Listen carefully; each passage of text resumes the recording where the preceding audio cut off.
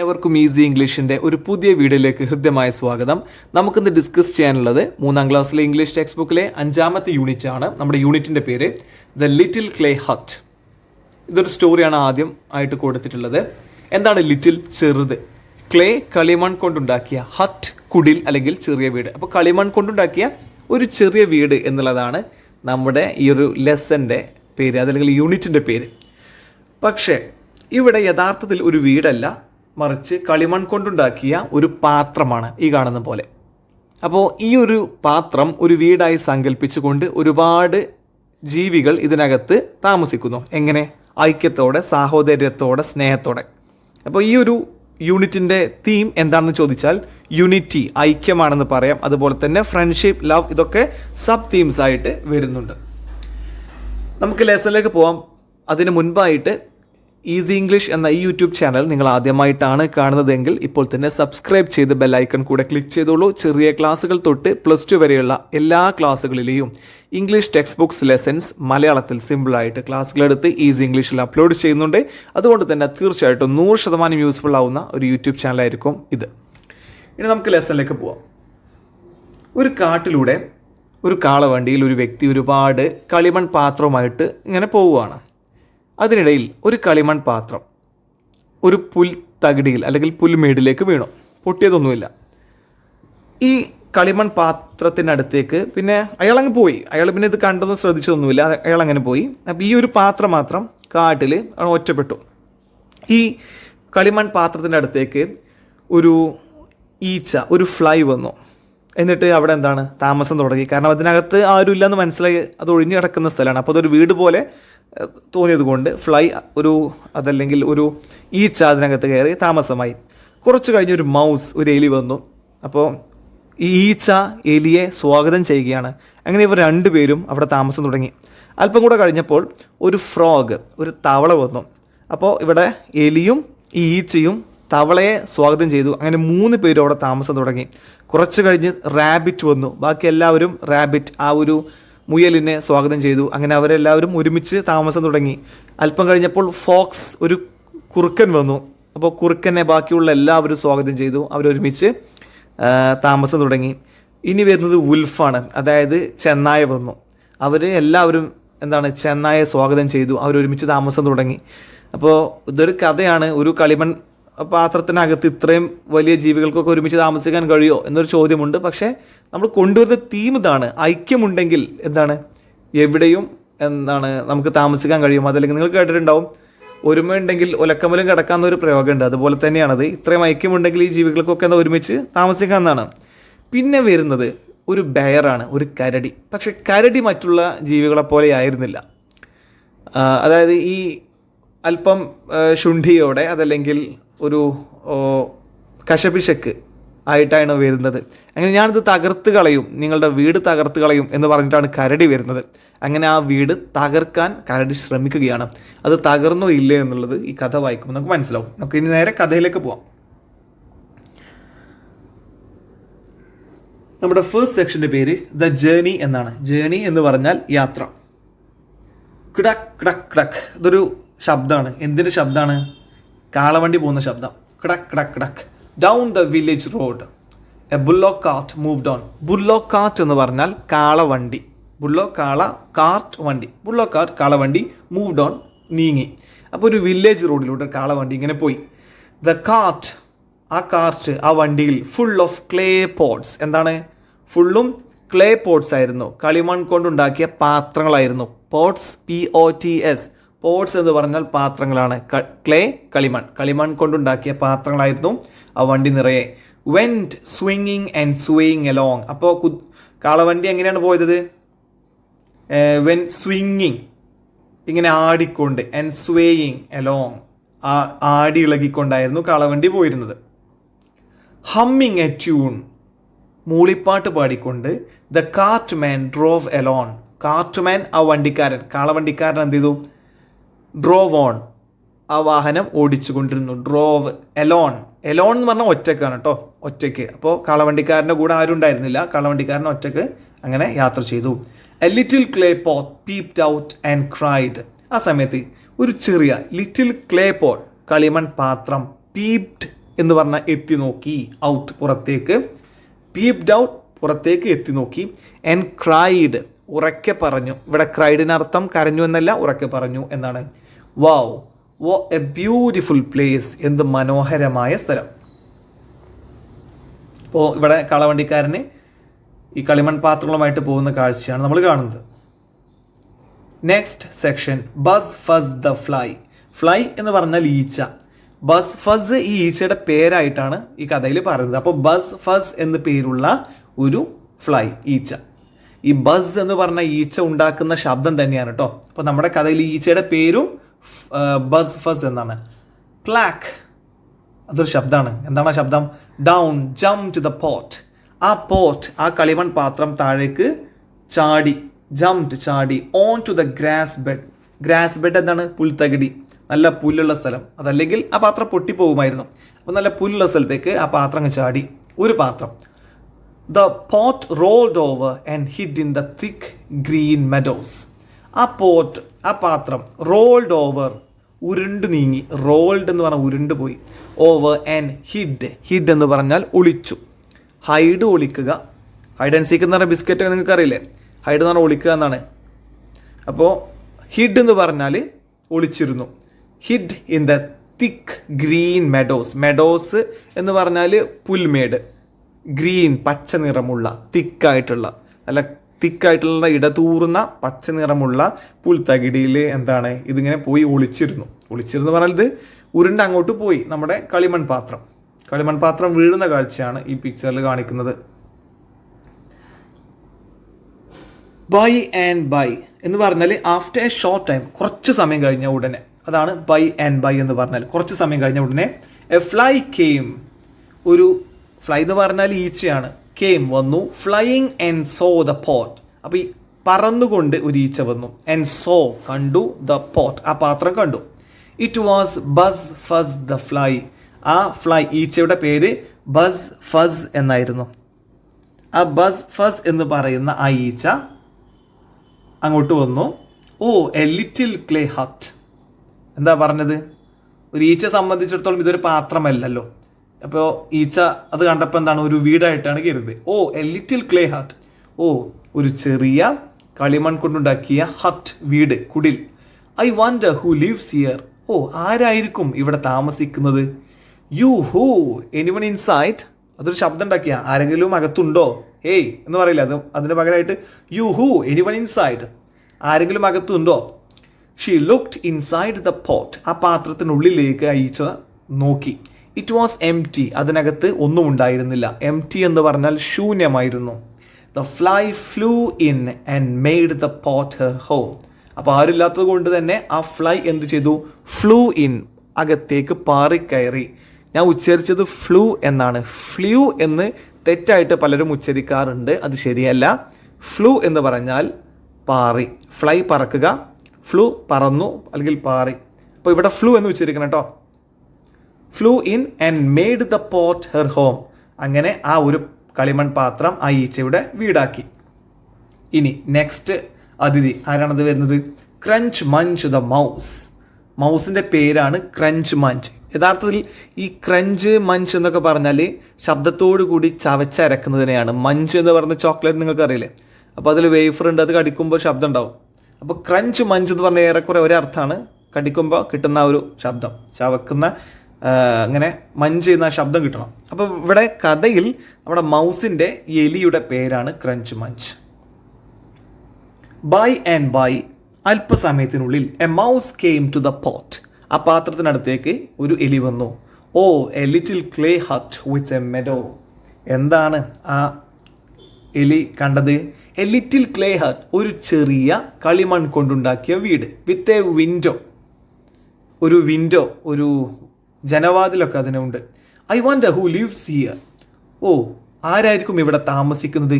U hoo anyone inside. അകത്ത് ആരെങ്കിലും ഉണ്ടോ? ഇൻസൈഡ് എന്ന് പറഞ്ഞാൽ അകത്ത്. ദ മൗസ് ആസ്റ്റ്, ആ എലി ചോദിച്ചു. ഐ ആം ബസ് ഫസ് ദ ഫ്ലൈ ഹിയർ. അപ്പോൾ അതിനകത്ത് ഓൾറെഡി വന്ന ഈച്ചയുണ്ട് അല്ലേ? ഈച്ചയുടെ പേരെന്തായിരുന്നു? ബസ് ഫസ്. അപ്പോൾ ഈച്ച പറയാ ഐ ആം ബസ് ഫസ് ദ ഫ്ലൈ ഹിയർ. ഞാൻ ബസ് ഫസ് എന്നു പേരുള്ള ഈച്ചയാണ് ഇതിനകത്ത്. Who are U? നിങ്ങൾ ആരാണ്? അപ്പോൾ എലി പറയാണ് ക്രഞ്ച് മഞ്ച് ദ മൗസ്, എൻ്റെ പേര് crunch Munch. Well why don't you move in with me, അങ്ങനെയാണെങ്കിൽ എന്തുകൊണ്ട് അകത്തേക്ക് വന്നുകൂടാ എന്ന് ഈ ഈച്ച പറയുകയാണ്. അപ്പോൾ ഈച്ച പൊയ്ക്കോ, ഇതെൻ്റെ വീടാണ്, എൻ്റെ താമസ സ്ഥലമാണ് എന്ന് പറഞ്ഞ് ഈ എലിയെ ആട്ടി അകറ്റുന്നില്ല, മറിച്ച് സ്വാഗതം ചെയ്യുകയാണ് ചെയ്യുന്നത്. അതാണ് ഞാൻ പറഞ്ഞത് യൂണിറ്റി, ഒരുമയുടെ ആ ഒരു ഇമ്പോർട്ടൻസ്. നമ്മുടെ തീം അതാണ്, ഒരുമ. സോ ദ മൗസ് സ്കറീഡ് ഇൻ, അങ്ങനെ ആ മൗസ് എലി എന്ത് ചെയ്തു? സ്കറീഡ് ഇൻ, അത് പെട്ടെന്ന് അകത്തേക്ക് കയറി. സ്കറീഡ് എന്ന് പറഞ്ഞാൽ വേഗത്തിൽ അകത്തേക്ക് കയറി, വേഗത്തിൽ നടക്കുക എന്നുള്ള അർത്ഥമാണ്.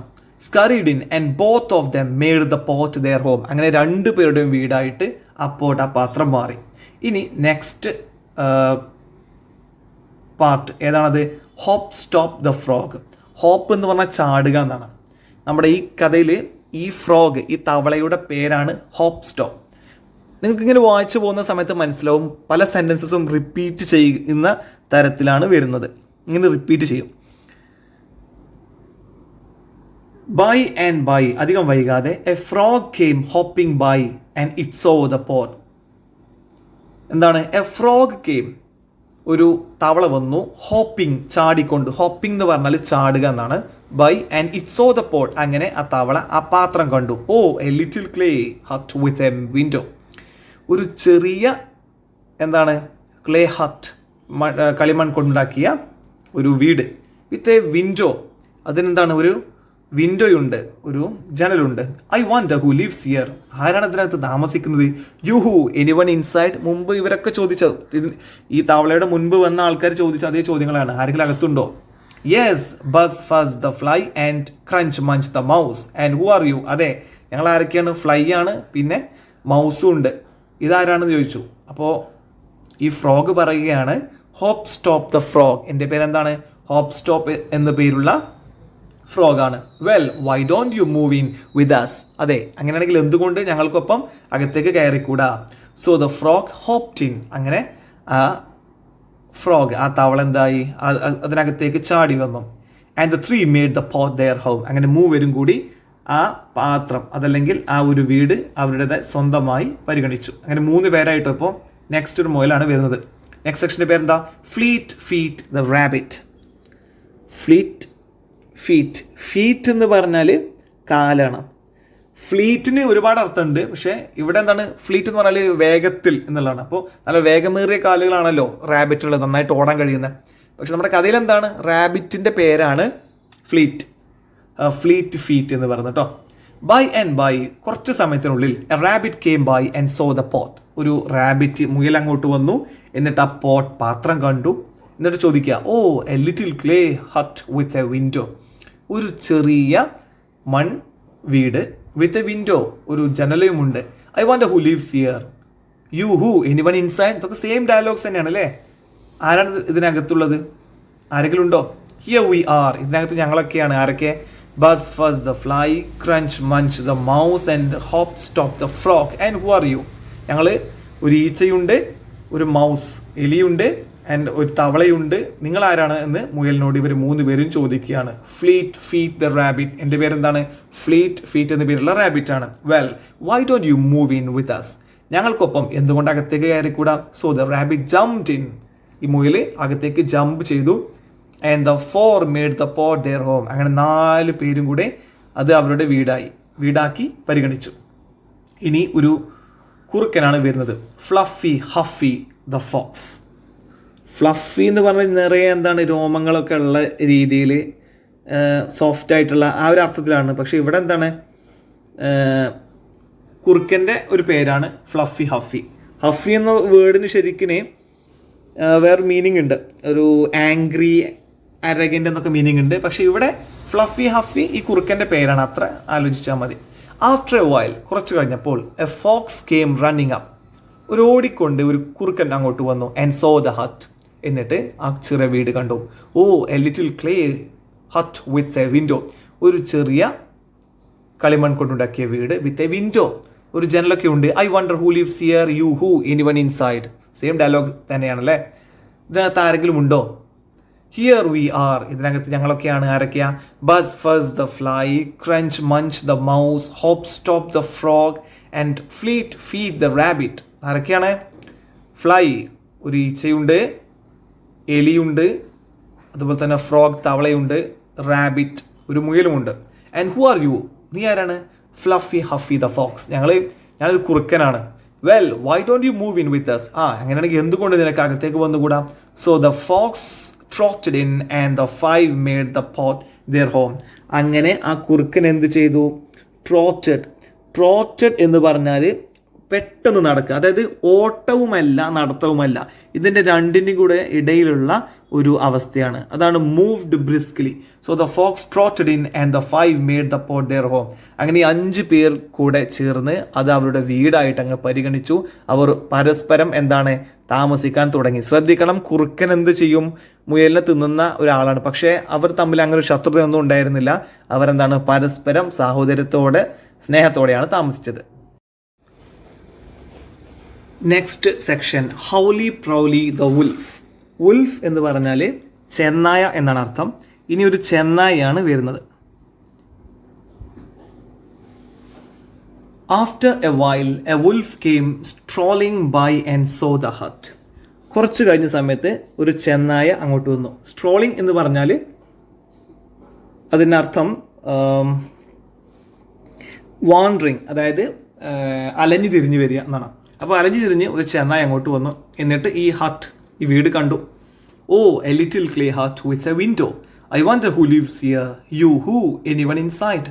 ഒരു ചെറിയ വീട് അല്ലേ, ക്ലേ ഹട്ട്, അതുപോലെ തന്നെ ഒരു വിൻഡോ ഉണ്ട്. ഇതിനകത്ത് ആരാണ് താമസിക്കുന്നത്? Here we are. ഇനി ഇവരെല്ലാവരും പറയണം ആ പേരുകളൊന്നായിട്ട്. ബസ് ഫസ് the fly, crunch Munch the mouse, Hop stop the frog, Fleet Feed the rabbit and Fluffy Huffy the fox. And who are you? Howly Prowly the wolf. അത് എൻ്റെ പേരെന്താണ്? Howly Prowly എന്ന പേരുള്ള ഒരു ചെന്നായാണ്. Well why don't you move in with us? ഞങ്ങൾക്കൊപ്പം എന്തുകൊണ്ട് അകത്തേക്ക് വന്നുകൂടാ?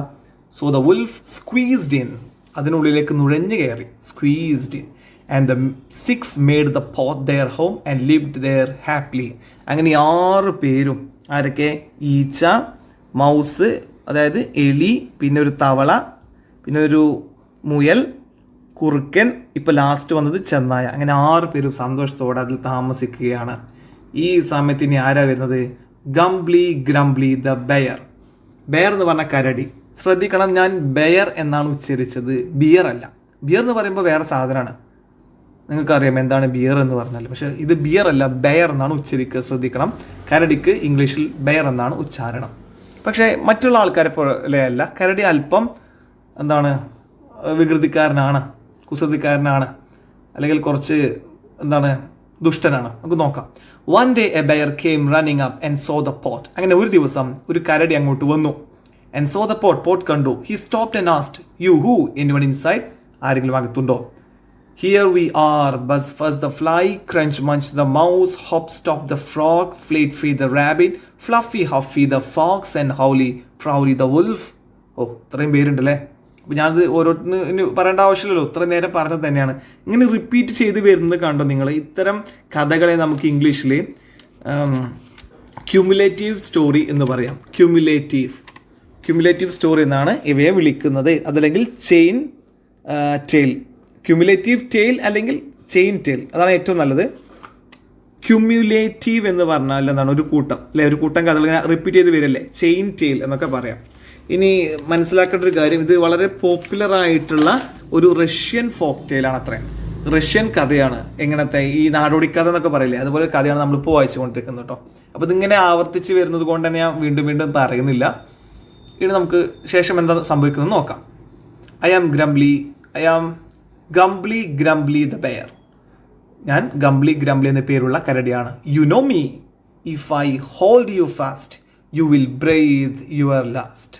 എന്താ പറഞ്ഞത്? കരടി പറയാണ് അവരോട്, യു നോ മീ, എന്നെ നിങ്ങൾക്ക് ശരിക്കും അറിയാം. If I hold you fast, ഞാൻ നിങ്ങൾ നന്നായി ഒരു പിടുത്തങ്ങ് പിടിച്ചാൽ, you will breathe your last, നിങ്ങൾ നിങ്ങളുടെ അന്ത്യശ്വാസം വലിക്കും. ബ്രീത്ത് എന്ന് പറഞ്ഞാൽ ശ്വസിക്കുക, വിൽ ബ്രീത്ത് ശ്വസിക്കും, യുവർ ലാസ്റ്റ് അവസാനത്തെ. അത് ഞാൻ നല്ലൊരു എന്താ പറയുക, നന്നായിട്ട് അമർത്തി ഞെക്കിക്കഴിഞ്ഞാൽ നിങ്ങളൊക്കെ മരിച്ചു പോകും എന്നാ പറഞ്ഞത്. എന്ന് ആ ചെറിയ പാത്രത്തിന് അല്ലെങ്കിൽ ആ വീടിനുള്ളിലുള്ള എല്ലാവരും കാരണം പൊട്ടിച്ചിരിക്കുക ചെയ്തത്.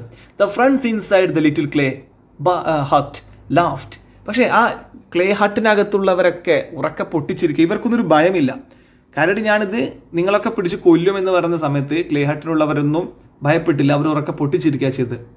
അപ്പോൾ കരടിക്ക് ഒരു സംശയം ചോദിക്കുകയാണ്, വൈ ആർ യു ലാഫിങ്? നിങ്ങൾ എന്തുകൊണ്ടാണ് ചിരിക്കുന്നത്? I will smash you hut. ഞാൻ സ്മാഷ് ചെയ്യും, ഞാൻ തകർക്കും നിങ്ങളുടെ ഹട്ട്, നിങ്ങളുടെ ഒരു വീട്. The bear set and he sat on the pot. ആ പാത്രത്തുമേ എന്ത് ചെയ്തു? ഈ കരടി ഇങ്ങനെ കയറിയിരുന്നു. But the pot did not break. Break എന്ന് പറഞ്ഞാൽ പൊട്ടുക. ഡിഡ് നോട്ട് ബ്രേക്ക്, പൊട്ടിയില്ല. പക്ഷേ കരടി കയറി ഇരുന്നെങ്കിലും ആ പാത്രം പക്ഷെ പൊട്ടിയില്ല. I destroy your hut. ഞാൻ ഡിസ്ട്രോയ് ചെയ്യും, നശിപ്പിക്കും നിങ്ങളുടെ ഈ ഒരു വാസസ്ഥലം, ഹട്ട്, വീട് ഞാനിത് നശിപ്പിക്കും. ഡിസ്ട്രോയ് എന്ന് പറഞ്ഞാൽ നശിപ്പിക്കും എന്ന് കരടി പറഞ്ഞു. Then the bear tried to kick off the pot. അങ്ങനെ കാലുകൊണ്ട് തൊഴിക്കാൻ തുടങ്ങി ഈ ഒരു പാത്രം. Nothing happened. പക്ഷെ ഒന്നും സംഭവിച്ചില്ല.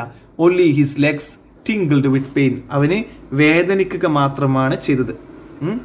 ടിങ്കിൾഡ് എന്ന് പറഞ്ഞാൽ തരിച്ചു എന്നോ വേദനിച്ചു എന്നൊക്കെ പറയാം. പെയിൻ, വേദന.